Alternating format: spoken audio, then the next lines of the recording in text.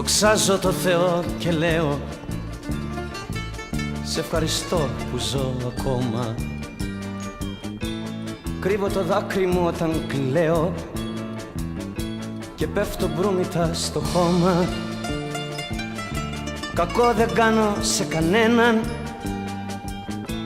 και βοηθάω τους φτωχούς, μα εξαπατώ κι αυτούς και μένα, γιατί έχει γη πολλούς κακούς.